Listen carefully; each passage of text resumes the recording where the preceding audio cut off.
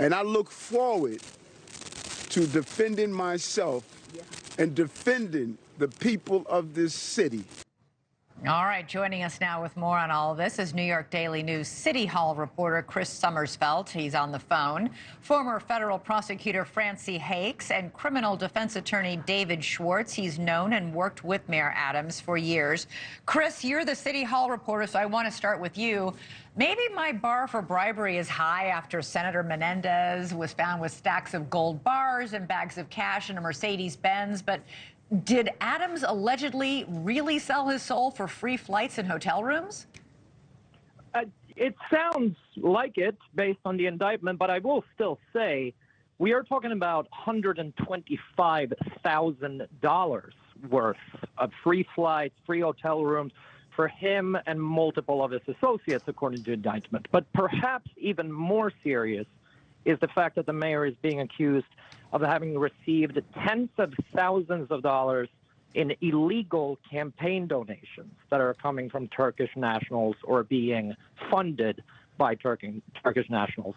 The way that New York City's campaign finance system works is that these allegedly illegal donations unlocked nearly $10 million in what's called public matching funds, right, which is city taxpayer dollars that were able to prop up the mayor's campaign quite a lot. And what the prosecutors are alleging is that he should have gotten none of this money because of the illegal Turkish donations that he allegedly received. All right, David, the indictment says that not only did the Adams campaign take this money, they did it explicitly at the direction of Adams himself, according to text messages in this indictment.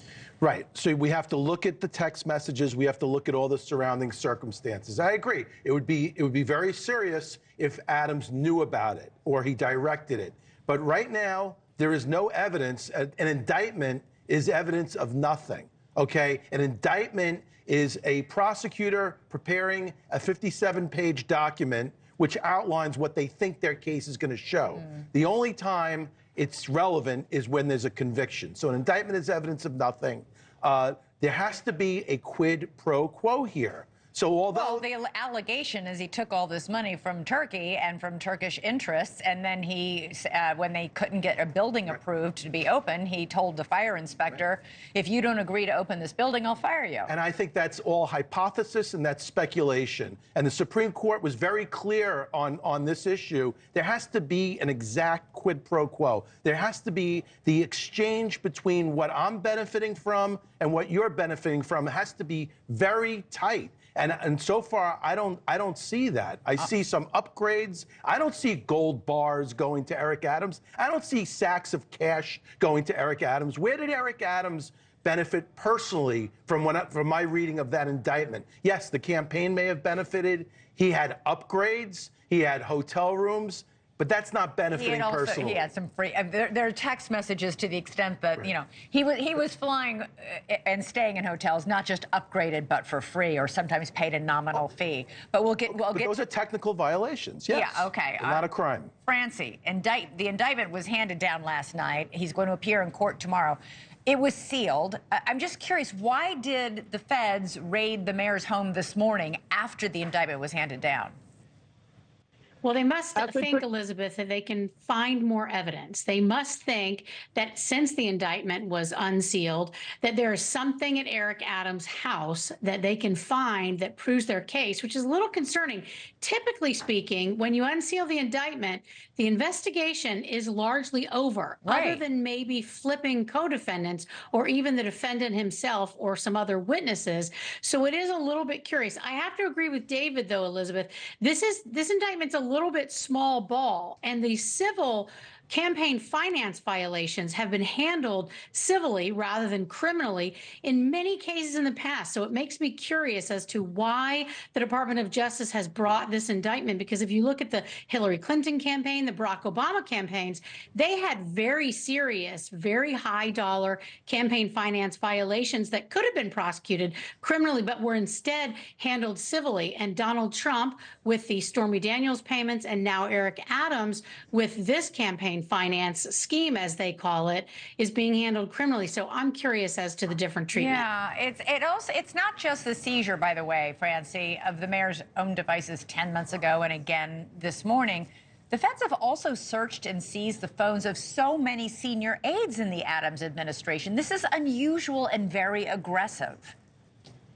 Well, this is them trying to prove what they've got in the indictment, which is all these conversations. I'll give you a great example of something that can be argued either way. They said they have a text message that Eric Adams at one point says regarding campaign contributions. Everyone has to be a U.S. citizen. His defense attorneys are going to say that Eric Adams was describing the lawful donation, that it has to be from U.S. citizens. But what the government is saying is that he was, in effect, inviting a fraudulent and criminal scheme. So that's just one place where I want to see the evidence that I think can be found, if it exists, on all these different devices. All right, super quick. Chris, Governor Kathy Hochul says, quote, this is a very serious matter that is unfolding, and that she would, quote, deliberate before deciding whether or not she's going to remove him from office. What do you think is going to happen? It's very hard to tell at this point. Governor Hochul has been a steadfast ally, standing by Eric Adams throughout a lot of scandals. And as you mentioned, there have been quite a few even before this indictment was handed down. The fact that she did not come out and offer support immediately for the mayor stood out to me, just given how supportive she has been for him for a long time. Oh, all right, David. Whether or not that means that we should know, that we should read into that the governor is going to try to actually unseat him, we can't tell at this point. Do you think he survives? 10 seconds. I believe in the presumption of innocence. So That's not the same. That's not what I'm asking. I believe the facts will come out. I'm not too sure right now. Oh, you're not sure. You're not sure he'll survive. I'm hoping he survives because the presumption of innocence. Chris Sommerfeld, David Schwartz, Francie Hakes, thank you so much, all of you, for joining us on that political hurricane of sorts in New York City.